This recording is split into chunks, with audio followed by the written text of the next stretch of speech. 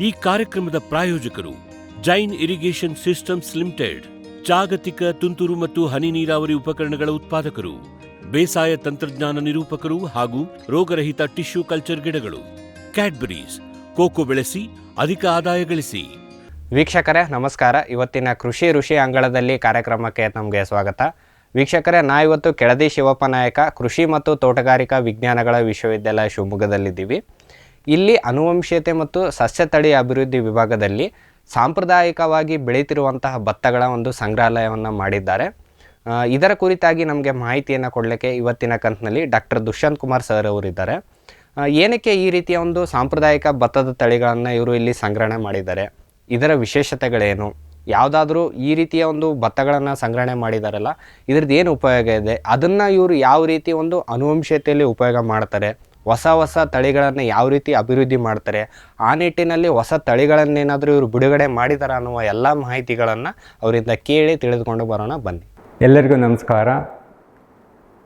ಇವತ್ತಿನ ದಿವಸ ನಾನು ಡಾಕ್ಟರ್ ದುಷ್ಯಂತ್ ಕುಮಾರ್, ಸಂಶೋಧನಾ ನಿರ್ದೇಶಕರು ಹಾಗೂ ಭತ್ತದ ತಳಿ ವಿಜ್ಞಾನಿ, ಕೃಷಿ ಮತ್ತು ತೋಟಗಾರಿಕೆ ವಿಶ್ವವಿದ್ಯಾಲಯ ಶಿವಮೊಗ್ಗ, ಕೆಳದಿ ಶಿವಪ್ಪ ನಾಯಕ ಕೃಷಿ ಮತ್ತು ತೋಟಗಾರಿಕೆ ವಿಶ್ವವಿದ್ಯಾಲಯ ಶಿವಮೊಗ್ಗ ವತಿಯಿಂದ ಇವತ್ತಿನ ವಿಶೇಷತೆ ಏನಂದರೆ, ನಮ್ಮ ವಿಶ್ವವಿದ್ಯಾಲಯದಲ್ಲಿ ಭತ್ತದ ತಳಿ ಅದರ ಸಾಂಪ್ರದಾಯಿಕ ತಳಿ ರಕ್ಷಣೆ, ಅದರ ಪ್ರಯೋಜನಗಳು, ಅದರ ಉದ್ದೇಶ, ನಾವು ಆ ಭತ್ತದ ತಳಿಗಳನ್ನು ಯಾವ ಪ್ರಯೋಗಕ್ಕೆ ಉಪಯೋಗಿಸ್ತೀವಿ ಅಂತ ಈ ವಿಚಾರವಾಗಿ ಇವತ್ತಿನ ಈ ಭತ್ತದ ತಳಿಗಳ ಸಂಗ್ರಹಣೆಯ ಬಗ್ಗೆ ಸುಮಾರು 250 ಭತ್ತದ ಸಾಂಪ್ರದಾಯಿಕ ತಳಿಗಳನ್ನು ಕರಾವಳಿ, ಮಲೆನಾಡು ಮತ್ತು ಬಯಲುಸೀಮೆ ಹೀಗೆ ಸುಮಾರು 200-300 ರೈತರುಗಳ ಜೊತೆ 250 ಸಾಂಪ್ರದಾಯಿಕ ತಳಿಗಳನ್ನು ನಾವು ಸಂಗ್ರಹಿಸಿ ರಕ್ಷಣೆ ಮಾಡಿ ಆ ತಳಿಗಳ ವಿಶೇಷಣಗಳನ್ನು ಅಧ್ಯಯನ ಮಾಡಿ ಈ ಒಂದು ತಳಿಗಳ ಉಪಯೋಗಗಳನ್ನು ಹೇಳೋಕ್ಕೆ ಇವತ್ತು ಬಯಸ್ತೇನೆ. ಇವತ್ತಿನ ವಿಚಾರದಲ್ಲಿ 2013-14ರಿಂದ ನಮ್ಮ ಭತ್ತದ ಸಂಶೋಧನೆ ನಮ್ಮ ಕೃಷಿ ಮಹಾವಿದ್ಯಾಲಯ ವಲಯ ಕೃಷಿ ಸಂಶೋಧನಾ ಕೇಂದ್ರ ಶಿವಮೊಗ್ಗ ನವಿಲೆಯಲ್ಲಿ ಪ್ರಾರಂಭವಾಗಿದ್ದು, ಈ ಒಂದು ಭತ್ತದ ತಳಿಗಳ ಸಂರಕ್ಷಣೆ, ಭತ್ತದ ಪ್ರಯೋಗಗಳ ವಿಚಾರವಾಗಿ ನಾವು 2013-14ರಿಂದ ನಾವು ಇದನ್ನು ಪ್ರಾರಂಭ ಮಾಡಿ 250 ತಳಿಗಳನ್ನು ನಾವು ಕಲೆಕ್ಟ್ ಮಾಡಿ ಅದನ್ನು ಸಂರಕ್ಷಿಸಿ ಭತ್ತದ ತಳಿಗಳ ರೈತರ ತಳಿಗಳು ಅಂತ ಹೇಳ್ತೀವಿ. ಈ ತಳಿಗಳು ವಿಶೇಷತೆ ಈ ಥರ ಇರುತ್ತದೆ.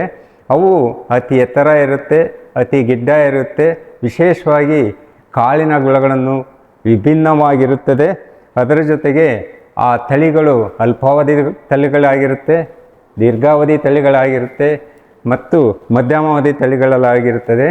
ಈ ತಳಿಗಳು ಕರಾವಳಿ ಪ್ರದೇಶಕ್ಕೂ, ಮಲೆನಾಡು ಪ್ರದೇಶಕ್ಕೂ, ಬಯಲುಸೀಮೆ ಪ್ರದೇಶಕ್ಕೂ ಹೊಂದಿಕೊಂಡು ವಿಶೇಷ ಗುಣಗಳನ್ನು, ರೈತರಿಗೆ ಉಪಯೋಗವಾಗುವ ಗುಣಗಳು, ಅದರಲ್ಲೂ ಹೆಚ್ಚಿನದಾಗಿ ನಮಗೆ ಹೆಚ್ಚಿನ ಖನಿಜಗಳು, ಪೋಷಕಾಂಶಗಳು ಮತ್ತು ಅದರ ಜೊತೆಗೆ ನಮ್ಮ ಕೆಲವು 250 ತಳಿಗಳಲ್ಲಿ 50 ತಳಿಗಳು ನಮ್ಮ ಹತ್ರ ಕೆಂಪು ಅಕ್ಕಿಯ ತಳಿಗಳಿದೆ.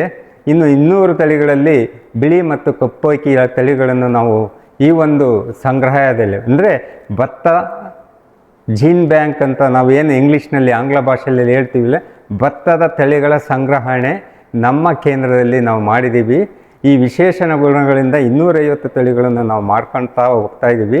ಅದು ಅಧ್ಯಯನ ಮಾಡಿ, ಪ್ರಯೋಗ ಮಾಡಿ, ಆ ತಳಿಗಳ ವಿಶೇಷ ಗುಣಗಳನ್ನು ನಮ್ಮ ಹೊಸ ತಳಿಗಳಿಗೆ ನಾವು ಅದನ್ನು ಟ್ರಾನ್ಸ್ಫರ್ ಅಂದರೆ ಅಲ್ಲಿರೋ ಗುಣಗಳನ್ನು ನಮ್ಮ ತಳಿಗಳಿಗೆ ಹಾಕಿ ಆ ತಳಿಗಳ ಗುಣಗಳನ್ನು ನಮ್ಮ ರೈತರ ಹೊಲದಲ್ಲಿ ಬೆಳೆದು ರೈತರಿಗೆ ಅತಿ ಹೆಚ್ಚಿನ ಇಳುವರಿಯನ್ನು, ಅತಿ ಹೆಚ್ಚಿನ ಪೋಷಕಾಂಶಗಳನ್ನು ಮತ್ತು ವಿಶೇಷ ಗುಣಗಳಲ್ಲಿ ಏನಂದರೆ, ಕೆಲವು ತಳಿಗಳು ನಾವು ಸಬ್ಮರ್ಜೆಂಟ್ ಟಾಲರೆಂಟ್ ಅಂತ ನಾವು ಅಂದರೆ ನೀರು ಮುಳುಗಡೆಯ ತಳಿಗಳು ಸಹ ನಾವು ಮಾಡಿದ್ದೇವೆ.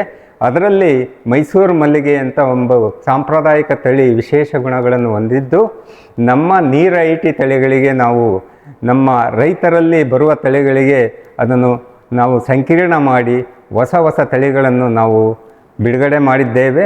ಈ ಹೊಸ ತಳಿಗಳಲ್ಲಿ ಅತಿ ಹೆಚ್ಚಿನದಾಗಿ ಕೆಂಪು ಅಕ್ಕಿಯ ತಳಿಗಳು, ಬಿಳಿ ಅಕ್ಕಿಯ ತಳಿಗಳು, ಅದರಲ್ಲೂ ಮಲೆನಾಡು ಜಿಲ್ಲೆಗೆ ವಿಶೇಷವಾಗಿ ನೀರು ಮುಳುಗಡೆಯ ತಳಿಗಳು, ಬೆಂಕಿ ನಿರೋಧಕ ಶಕ್ತಿ ಇರುವ ತಳಿಗಳು, ಕರಾವಳಿ ಭಾಗಕ್ಕೆ ನೆರೆಹೊರೆಯಲ್ಲಿ ತಟ್ಕೊಳ್ಳುವಂಥ ಹೊಸ ತಳಿಗಳು, ಇದೇ ರೀತಿ ಸುಮಾರು 10ರಿಂದ 12 ಹೊಸ ತಳಿಗಳನ್ನು ಸಾಂಪ್ರದಾಯಿಕ ತಳಿಗಳಿಂದ ನಾವು ಅದನ್ನು ಸಂಕೀರ್ಣ ಮಾಡಿ ವಿಶೇಷವಾಗಿ ಬಿಡುಗಡೆ ಮಾಡಿದ್ದೇವೆ. ಅದರಲ್ಲಿ ಮುಖ್ಯವಾಗಿ ಕರಾವಳಿಯಲ್ಲಿ ಅತಿ ನೆರೆ ಇರುವುದರಿಂದ ಸಹ್ಯಾದ್ರಿ ಪಂಚಮುಖಿ, ಸಹ್ಯಾದ್ರಿ ಸಪ್ತಮಿ, ಸಹ್ಯಾದ್ರಿ ಬ್ರಹ್ಮ, ಈ 4 ತಳಿಗಳನ್ನು 3-4 ತಳಿಗಳನ್ನು ನಾವು ಬಿಡುಗಡೆ ಮಾಡಿದ್ದೀವಿ. ಈ ತಳಿಗಳು ಕರಾವಳಿ ಭಾಗಕ್ಕೆ ಹೊಂದಿಕೊಂಡು ಅತಿ ಹೆಚ್ಚಿನದಾಗಿ ಇಳುವರಿ, ಗುಣ ಮತ್ತು ಅಲ್ಪಾವಧಿ ಮತ್ತು ಮಧ್ಯಮಾವಧಿ ತಳಿಗಳ ವಿಶೇಷವಾಗಿರುತ್ತದೆ. ಅದರ ಜೊತೆಗೆ ಅದರಲ್ಲಿ ಕೆಂಪು ಅಕ್ಕಿ ತಳಿಗಳಲ್ಲಿ ಅತಿ ಹೆಚ್ಚಿನದಾಗಿ ಪೋಷಕಾಂಶ, ಪ್ರೋಟೀನ್ ಇರುತ್ತೆ, ಜಿಂಕ್ ಇರುತ್ತೆ, ಕಾಪರ್ ಇರುತ್ತೆ. ಈ ಥರ ವಿಶೇಷ ಗುಣ ಹೊಂದಿರುವ ಆ ಅಕ್ಕಿ, ಕೆಂಪು ಅಕ್ಕಿಯನ್ನು ಕುಚಲಕ್ಕಿ ಅನ್ನೋದಲ್ಲಿ ಮಂಗಳೂರು ಮತ್ತು ಕೇರಳ ಮತ್ತು ಗೋವಾದಲ್ಲಿ ಅತಿ ಹೆಚ್ಚು ರೈತರು ಮತ್ತು ಎಲ್ಲ ರೈತರು ಇದನ್ನು ಬಳಸ್ಕೊತಾರೆ. ಇದು ವಿಶೇಷ ಗುಣ ಇರೋದರಿಂದ ಆರೋಗ್ಯಕ್ಕೆ ಅನುಕೂಲವಾಗಿರುತ್ತದೆ. ಇದರ ಜೊತೆಗೆ ಮಲೆನಾಡಿನಲ್ಲಿ ಸುಮಾರು 7-8 ತಳಿಗಳನ್ನು ನಾವು ಬಿಡುಗಡೆ ಮಾಡಿದ್ದೀವಿ. ಅದರಲ್ಲೂ ಸಬ್ಮರ್ಜೆಂಟ್ ಟಾಲರೆನ್ಸ್ ವೆರೈಟಿ ಅಂದರೆ ನೀರು ಮುಳುಗಡೆಯ ತಳಿ ಜಲಮುಕ್ತಿ, ಸಹ್ಯಾದ್ರಿ ಜಲಮುಕ್ತಿ 2023-24ರಲ್ಲಿ ನಾವು ಬಿಡುಗಡೆ ಮಾಡಿದ್ವಿ.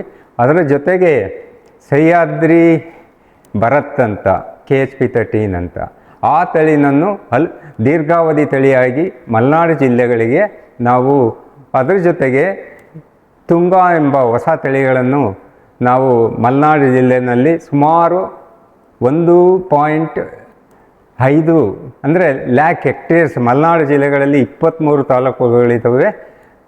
ಕೊಡಗುವಿಂದ ಬೆಳಗಾಂವರೆಗೂ ನಮ್ಮ ತಳಿಗಳು ಅಭಿವೃದ್ಧಿಪಡಿಸಿ ರೈತರು ಸಹ ಸುಮಾರು 70ರಿಂದ 80% ನಮ್ಮ ತಳಿಗಳನ್ನೇ ರೈತರ ಹೊಲದಲ್ಲಿ ಬಳಸಿಕೊಂಡು ಅತಿ ಹೆಚ್ಚಿನ ಇಳುವರಿ ಜೊತೆಗೆ ಅವರಿಗೆ ಅನುಕೂಲವಾಗಂತೆ ನಮ್ಮ ವಿಶ್ವವಿದ್ಯಾಲಯ ಹೊಸ ತಳಿಗಳನ್ನು ರೈತರ ಜಮೀನಲ್ಲಿ ಕೊಟ್ಟಿದೆ. ವಿಶ್ವದಾದ್ಯಂತ ಪೇಟೆಂಟ್ ಪಡೆದ ನ್ಯಾನೋ ತಂತ್ರಜ್ಞಾನದಲ್ಲಿ ತಯಾರಾದ ನೂವಾಲ್ಗಿ ದ್ರಾವಣ. ನೂವಾಲ್ಗಿ ಉಪಯೋಗಿಸಿದ ಮೇಲೆ ತುಂಬ ಇಳುವರಿನೂ ಬಂದಿದೆ. ಕಾಳು ಮೆಣಸಿಗಂತೂ ಭಾಳ ಚೆನ್ನಾಗಿ ಬರುತ್ತೆ. ರೇಷ್ಮೆ ಎಲೆನೂ ಚೆನ್ನಾಗಿ ಬರ್ತದೆ. ಗಿಡಗಳು ತುಂಬ ಚೆನ್ನಾಗಿ ಬೆಳವಣಿಗೆ ಆಯಿತು.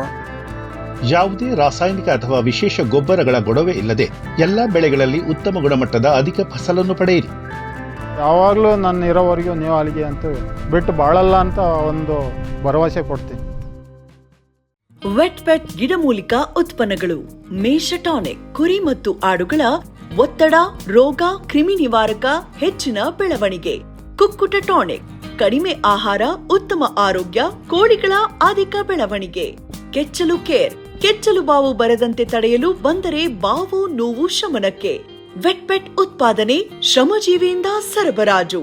ಜಾಣ ಹೈನುಗಾರನ ಜಾಣ್ಮೆಯ ಆಯ್ಕೆ ವೆಟ್ ಉತ್ಪನ್ನಗಳು. ಜೈನ್ಸ್ ಜಗತ್ತಿನ ಅತಿದೊಡ್ಡ ಅಂಗಾಂಶ ಕೃಷಿ ಪ್ರಯೋಗಾಲಯ ಹಾಗೂ ಟಿಸಿ ಗಿಡಗಳ ಉತ್ಪಾದಕರು. ಸಮೃದ್ಧ ಇಳುವರಿಗೆ ಜೈನ್ ಜೀನೇನ್, ಯಾಲಕ್ಕಿ, ನೇಂದ್ರನ್ ಹಾಗೂ ಕೆಂಪು ಬಾಳೆ ಸಸಿಗಳು, ದಾಳಿಂಬೆ, ಭಗವತಳಿಯ ರೋಗಮುಕ್ತ ಸಸಿಗಳು, ಲಕ್ನೋ 49 ಪೇರಳೆ, ಸ್ಟ್ರಾಬೆರಿ ಇತ್ಯಾದಿ ಗಿಡಗಳು ಯೋಗ್ಯ ಬೆಲೆಯಲ್ಲಿ. ಅಂಗಾಂಶ ಕೃಷಿಯ ಜಾಗತಿಕ ಬ್ರ್ಯಾಂಡ್ ಜೈನ್.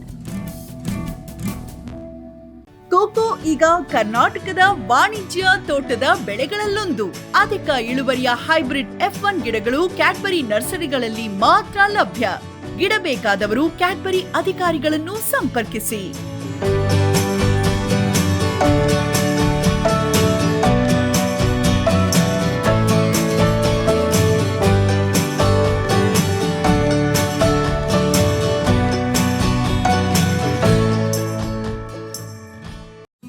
ಫ್ಯೂಚರ್ ಬಯೋಟೆಕ್ ಸಾವಯವ ಕೃಷಿಯ ವೇಗವರ್ಧಕ. ಪೋಷಕಾಂಶ ಪೂರೈಕೆಗೆ ಎನ್ಪಿಕೆ ಕಲ್ಚರ್, ವ್ಯಾಮ್, ಪಿಎಸ್ಪಿ ಮತ್ತು ಕೆಎಂಬಿ. ಜೈವಿಕ ರೋಗ ಕೀಟ ನಿಯಂತ್ರಣಕ್ಕೆ ಟ್ರೈಕೋಡರ್ಮಾ, ಸೂಡೋಮನಾಸ್. ಸಾವಯವ ಗೊಬ್ಬರ ಉತ್ಪಾದನೆಗೆ ಕಾಂಪೋಸ್ಟ್ ಕಲ್ಚರ್. ಹೂವು ಕಾಯಿ ಉದುರುವ ಸಮಸ್ಯೆಗೆ ಕಾಮಧೇನು ಮತ್ತು ಸತ್ವ. ಮಣ್ಣಿನ ಆರೋಗ್ಯ ವೃದ್ಧಿಗೆ ಫ್ಯೂಚರ್ ಬಯೋಟೆಕ್, ಧಾರವಾಡ.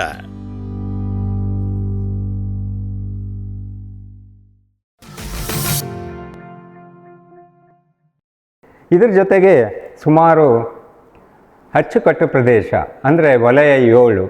ಇದರಲ್ಲಿ ವಿಶೇಷವಾಗಿ ನೀರಾವರಿ ಜಮೀನಿನಲ್ಲಿ ಮತ್ತು 2 ವಾಡಿಕೆಯಲ್ಲಿ ಅಂದರೆ ಮುಂಗಾರು ಮತ್ತು ಹಿಂಗಾರು ಬೇಸಿಗೆ. ಈ ಥರ ಹಿಂಗಾರು ಮತ್ತು ಬೇಸಿಗೆಯಲ್ಲಿ ವಿಶೇಷವಾಗಿ 2 ಬೆಳೆಯಲ್ಲಿ ಹೊಸ ತಳಿಗಳನ್ನು ನಾವು ಸಹ ಬಿಡುಗಡೆ ಮಾಡಿ, ಅದರಲ್ಲೂ ಪ್ರಾಮುಖ್ಯವಾಗಿ ಸಹ್ಯಾದ್ರಿ ಕೆಂಪು ಮುಕ್ತಿ ಈ ತಳಿ ಜ್ಯೋತಿ ಬದಲಾಗಿ ಹೊಸ ತಳಿಗಳನ್ನು ನಾವು ಬಿಡುಗಡೆ ಮಾಡಿದ್ದೇವೆ. ಇದರ ವಿಶೇಷತೆ ಏನಿಲ್ಲ ಅಂದರೆ, ಜ್ಯೋತಿ ತಳಿ ಸುಮಾರು 2.5 ಲ್ಯಾಕ್ ಹೆಕ್ಟೇರ್ಸಲ್ಲಿ ಸದರ್ನ್ ಕರ್ನಾಟಕ ಅಂದರೆ ಯಲ್ಲಿ ತುಂಬ ಆವರಿಸಿಕೊಂಡಿರೋದು. ಇದು ಸುಮಾರು 40 ವರ್ಷ ಈ ತಳಿಯನ್ನು ರೈತರು ಬೆಳೆದು ಅದರ ಬೀಜವನ್ನು ಕೇರಳ ಮತ್ತು ಮ್ಯಾಂಗ್ಳೂರು ಮತ್ತು ಬೇರೆ ವಿದೇಶದಲ್ಲಿ ಸಹ ಪ್ರಾಮುಖ್ಯತೆಯನ್ನು ಹೊಂದಿದೆ. ಈ ತಳಿಯನ್ನು ನಾವು ಹೊಸದಾಗಿ ಈ ಜ್ಯೋತಿ ತಳಿಗೆ ಜ್ಯೋತಿ ಅಕ್ಕಲು ಅಂದರೆ ಸಾಂಪ್ರದಾಯಿಕ ತಳಿ, ಅದರ ಜೊತೆಗೆ ಇನ್ನೊಂದು ತಳಿಯನ್ನು KPR2 ಅಂತ ಆ ತಳಿಗಳನ್ನು ಬೆಳೆಸಿ ಕೆಂಪು ಮುಕ್ತಿ ತಳಿಯನ್ನು ನಾವು ಬಿಡುಗಡೆ ಮಾಡಿದ್ದೇವೆ. ಅತಿ ಪ್ರಾಮುಖ್ಯತೆ ಹೊಂದಿದೆ, ಅತಿ ಹೆಚ್ಚು ಇಳುವರಿಯನ್ನು ಕೊಡುತ್ತದೆ ಈ ಸಹ್ಯಾದ್ರಿ ಕೆಂಪು ಮುಕ್ತಿ.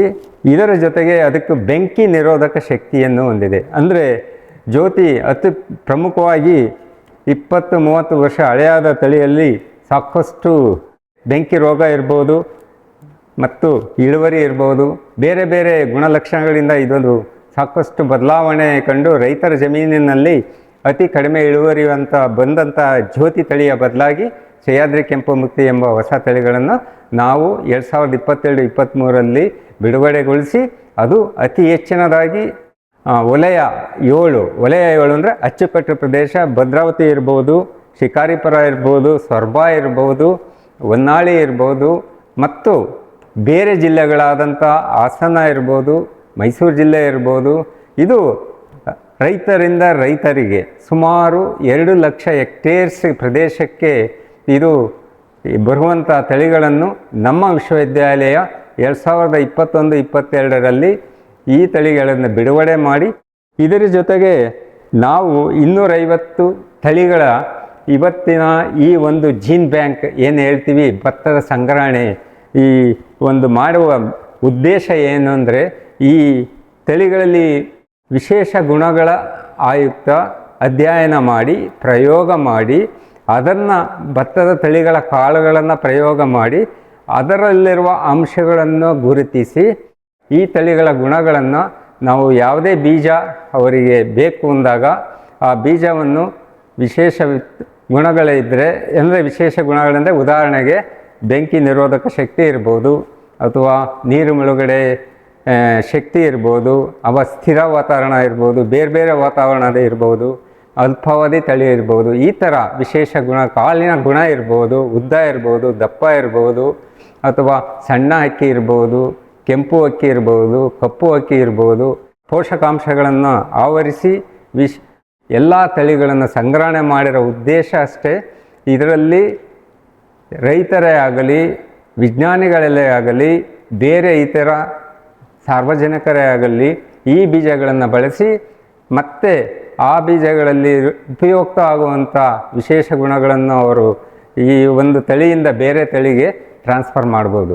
ಇಷ್ಟು ಈ ಒಂದು ಉದ್ದೇಶದಿಂದ ಸುಮಾರು 250 ತಳಿಗಳ ಮತ್ತು 20 ವಿಶೇಷ ತಳಿಗಳು, ಅವು ಹೈ ಈಲ್ಡಿಂಗ್ ತಳಿಗಳು ಅಂತ. ಅಂದರೆ ಸ್ವಾಭಾವಿಕವಾಗಿ ನಮ್ಮ ಈ ಕೆಲವೊಂದು ತಳಿಗಳನ್ನು ಸಾಂಪ್ರದಾಯಿಕ ತಳಿಗಳಿಂದ ನಾವು ಡೆವಲಪ್ ಮಾಡಿರೋದು, ಅಂದರೆ ಬಿಡುಗಡೆ ಮಾಡಿದ್ವಿ. ಇನ್ನು ಉಳಿದವು ಸುಮಾರು ರಾಷ್ಟ್ರ ಮಟ್ಟದಲ್ಲಿ ಮತ್ತು ರಾಜ್ಯ ಮಟ್ಟದಲ್ಲಿ 10 ತಳಿಗಳು, ಅಂದರೆ ಈಗ ಸಹ್ಯಾದ್ರಿ ಕೆಂಪು ಮುಕ್ತಿ ಇರ್ಬೋದು, RNR ಇರ್ಬೋದು, ಇಂತಾನ್ ಇರ್ಬೋದು, JJL ಇರ್ಬೋದು, ಸಹ್ಯಾದ್ರಿ ಪಂಚಮುಖಿ ಇರ್ಬೋದು, ಎಲ್ಲ ತಳಿಗಳು ಸಹ ಅತಿ ಪ್ರಾಮುಖ್ಯತೆ ಒಂದು. ಆ ತಳಿಗಳನ್ನು ನಾವು ಕರಾವಳಿ ಜಿಲ್ಲೆ, ಮಲೆನಾಡು ಜಿಲ್ಲೆ ಮತ್ತು ಬಯಲುಸೀಮೆ ಮತ್ತು ಅರೆಮಲೆನಾಡಲ್ಲಿ ಇವುಗಳನ್ನು ಬಳಸ್ಬೋದು. ಭೂಮಿದೀಪ ಸಾರಜನಕ ರಂಜಕ ಒದಗಿಸುವ ಸೂಕ್ಷ್ಮಾಣುಜೀವಿ ಮಿಶ್ರಿತ ಸಮೃದ್ಧ ಸಾವಯವ ಎರೆಗೊಬ್ಬರ.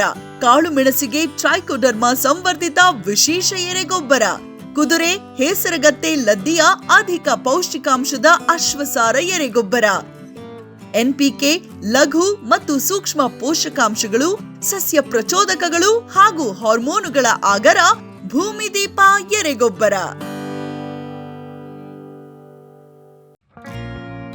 ಜೈನ್ ಇರಿಗೇಷನ್ ಸಿಸ್ಟಮ್ಸ್ ಲಿಮಿಟೆಡ್ ಭಾರತದ ಹನಿ ನೀರಾವರಿ ತಂತ್ರಜ್ಞಾನದ ಪ್ರಥಮ ಪ್ರವರ್ತಕ. ಜಗತ್ತಿನ ಅತಿ ದೊಡ್ಡ ಸ್ಪ್ರಿಂಕ್ಲರ್ಸ್ ಉತ್ಪಾದಕ ಕಂಪನಿ. ಸಂರಕ್ಷಿತ ಕೃಷಿಯಲ್ಲಿ ಹಸಿರು ಮನೆಗಾಗಿ ಮಿಸ್ಟರ್, ಫಾಗರ್, ಫ್ಯಾನ್ ಮತ್ತು ಪ್ಯಾಡ್ ಹಾಗೂ ನೆರಳು ಮನೆ. ಸ್ವಯಂ ಚಾಲಿತ ನೀರಾವರಿ ವ್ಯವಸ್ಥೆ ಮತ್ತು ರಸಾವರಿ ತಂತ್ರಜ್ಞಾನ. ಕೃಷಿಯಲ್ಲಿ ನೀರಿನ ಸಮರ್ಪಕ ಬಳಕೆ ಹಾಗೂ ಉಳಿತಾಯಕ್ಕೆ ಮತ್ತೊಂದು ಹೆಸರು Jain. Next Zen life areca boiler dryer. ಅಡಿಕೆ ಬೇಯಿಸಲು ನೀರು, ಕಟ್ಟಿಗೆ, ಅಡಿಕೆ ಹಾಲಿನ ಅವಶ್ಯಕತೆ ಇಲ್ಲ. ಬೆಂದು 60% ಒಣಗಲು ಕೇವಲ 3-4 ಗಂಟೆ, ನಂತರ 2-3 ಬಿಸಿಲು. ಬಣ್ಣ, ಗುಣಮಟ್ಟದಲ್ಲಿ ಬದಲಾವಣೆ ಇಲ್ಲ. 3% ಹೆಚ್ಚಿನ ತೂಕ. ಗಂಟೆಗೆ ಸರಾಸರಿ 3 ಯೂನಿಟ್ ವಿದ್ಯುತ್. 100, 200, 500 ಮತ್ತು 1000 ಕಿಲೋಗ್ರಾಂ ಮಾದರಿಗಳು. ಇದೇ ತಂತ್ರಜ್ಞಾನದ ಯೂನಿವರ್ಸಲ್ ಡ್ರೈಯರ್ ಕೂಡ ಲಭ್ಯ. ಪೇಟೆಂಟ್ ಪಡೆದ ತಂತ್ರಜ್ಞಾನ ನೆಕ್ಸ್ಟ್ ಜೆನ್ ಲೈಫ್. ಸಮೃದ್ಧ ಸಾವಯವ ಗೊಬ್ಬರ.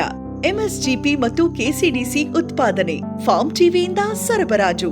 ಅತಿ ಕಡಿಮೆ ಬೆಲೆಗೆ ಅತ್ಯುತ್ತಮ ಗೊಬ್ಬರ. ಇಲ್ಲ ಭಾರಲೋಹ. ಕೃಷಿ ವಿಶ್ವವಿದ್ಯಾಲಯದಿಂದ ಪರೀಕ್ಷಿತ. ಸಾವಯವ ಇಂಗಾಲ, ಎನ್ಪಿಕೆ, ಪಿಎಚ್, ಇಸಿ ಎಲ್ಲ ನಿಗದಿತ ಮಿತಿಯಲ್ಲಿ. ಅಡಿಕೆ, ತೆಂಗು, ಬಾಳೆ, ಕಾಫಿ, ದಾಳಿಂಬೆ, ದ್ರಾಕ್ಷಿ, ಕಬ್ಬು, ಭತ್ತ, ಜೋಳ, ಹತ್ತಿ ಹೀಗೆ ಎಲ್ಲಾ ಬೆಳೆಗಳಿಗೂ ಪ್ರಶಸ್ತ. ಜೀವಂತ ಮಣ್ಣು, ಸಮೃದ್ಧ ಬೆಳೆ. ಅತ್ಯಧಿಕ ಲಾಭಕ್ಕೆ ಬಳಸಿ ಸಿಟಿ ಕಾಂಪೋಸ್ಟ್. ಗ್ರೀನ್ ಪ್ಲಾಸ್ಟ್ ಐಎಸ್ಐ ಪ್ರಮಾಣೀಕೃತ ಪರಿಶುದ್ಧ ಎಚ್ಡಿಪಿಇ ಜಿಯೋ ಮೆಂಬ್ರೇನ್ ಪಾಂಡ್ ಲೈನರ್ಗಳು.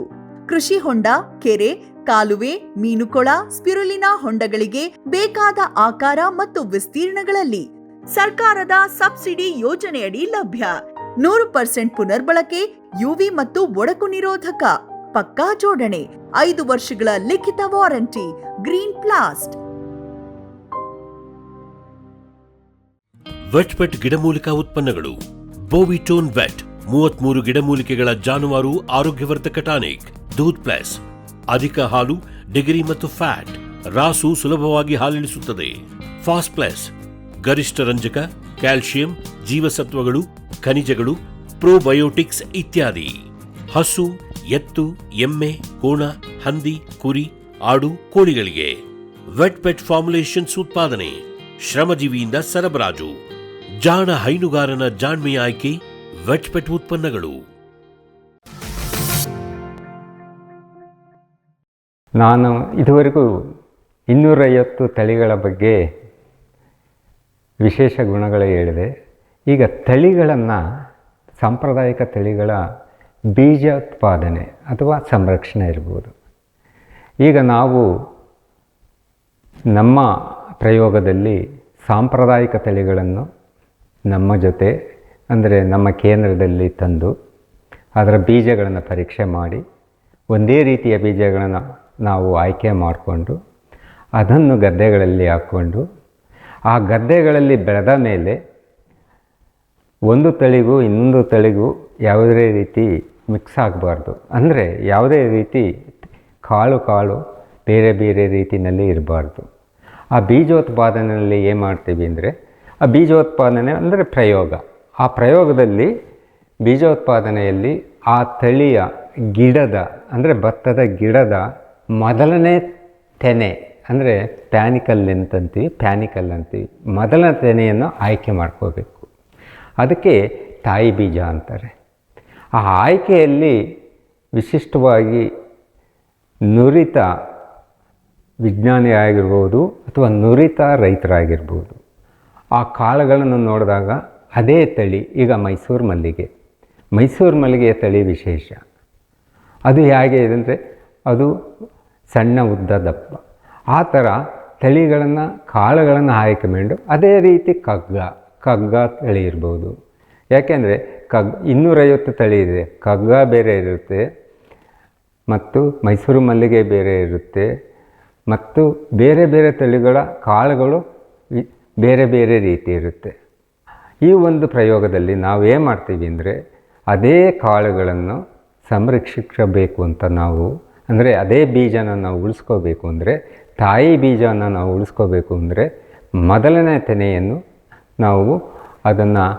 ನಾವು ಕಲೆಕ್ಟ್ ಮಾಡಿಬಿಟ್ಟು ಆ ಕಾಳುಗಳ ಅಂಶಗಳನ್ನು ನೋಡಿ ಆ ತೆನೆಯನ್ನು ಮತ್ತು ಮುಂದಿನ ಸಂರಕ್ಷಣೆ ಇರ್ಬೋದು ಅಥವಾ ಮುಂದಿನ ಬೀಜ ಉತ್ಪಾದನೆ ಇರ್ಬೋದು, ಅದೇ ಕಾಳುಗಳನ್ನು ನಾವು ಉಪಯೋಗಿಸಿ ಮತ್ತು ವರ್ಷದಿಂದ ವರ್ಷ ಆ ಬೀಜಗಳ ಸಂರಕ್ಷಣೆ ಮಾಡಬೇಕಾದ್ರೆ ಈ ರೀತಿ ಬೀಜೋತ್ಪಾದನೆ ಮತ್ತು ತಾಯಿ ಬೀಜದ ಆಯ್ಕೆ ಇದು ಮುಖ್ಯವಾಗಿರುತ್ತದೆ.